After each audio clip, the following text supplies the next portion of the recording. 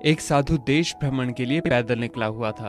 एक बार रात हो जाने पर वो किसी गांव में आनंद नाम के व्यक्ति के दरवाजे पर रुका। आनंद ने साधु की खूब सेवा की। दूसरे दिन आनंद ने बहुत सारे उपहार देकर साधु को विदा किया। साधु ने आनंद के लिए प्रार्थना की, भगवान करे तू दिनों दिन बढ़ता ही रहे। साधु की बात सुनकर आनंद हंस पड़ा और बोला, अरे महात्मा जी, जो है ये भी नहीं रहने वाला। साधु आनंद की ओर देखता रह गया और वहां से चला गया। 2 वर्ष बाद साधु फिर आनंद के घर आया और देखा कि सारा वैभव समाप्त हो गया है। पता चला कि आनंद अब बगल के गांव में एक जमींदार के यहाँ नौकरी करता है। साधु आनंद से मिलने गया।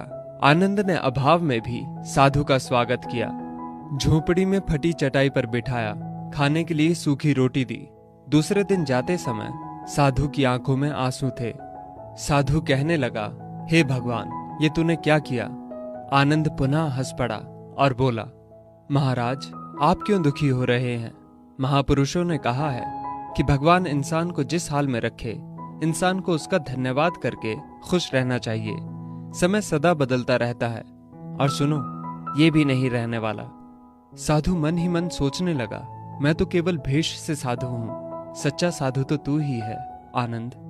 कुछ वर्ष बाद साधु फिर यात्रा पर निकला और आनंद से मिला तो देखकर हैरान रह गया कि आनंद अब तो जमींदारों का जमींदार बन गया है। मालूम हुआ कि जिस जमींदार के यहाँ आनंद नौकरी करता था वो संतान विहीन था। मरते समय वो अपनी सारी जायदाद आनंद को दे गया।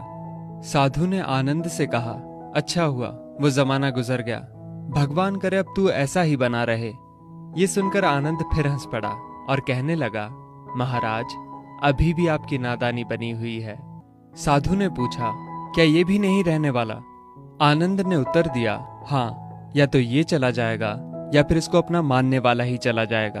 कुछ भी रहने वाला नहीं है, और अगर शाश्वत कुछ है तो वो है परमात्मा, और उस परमात्मा की अंश आत्मा। आनंद की बात को साधु ने गौर से सुना और चला गया। साधु कई साल बाद फिर लौटता है तो देखता है कि आनंद का महल तो है, किंतु कबूतर उसमें गुटरगू कर रहे हैं और आनंद का देहांत हो गया है। बेटियां अपने अपने घर चली गईं, बूढ़ी पत्नी कोने में पड़ी है। साधु कहता है, अरे इंसान, तू किस बात का अभिमान करता है? क्यों इतराता है? यहाँ कुछ भी टिकने वाला नहीं है। दुख या सुख कुछ भी सदा नहीं रहता। तू सोचता है पड़ोसी मुसीबत में है और मैं मौज में हूं, लेकिन सुन, ना मौज रहेगी और ना ही मुसीबत। सच्चे इंसान वे हैं जो हर हाल में खुश रहते हैं। मिल गया माल तो उस माल में खुश रहते हैं, और हो गए बेहाल तो उस हाल में खुश रहते हैं। साधु कहने लगा, धन्य है आनंद तेरा सत्संग, और धन्य है तुम्हारे सतगुरु।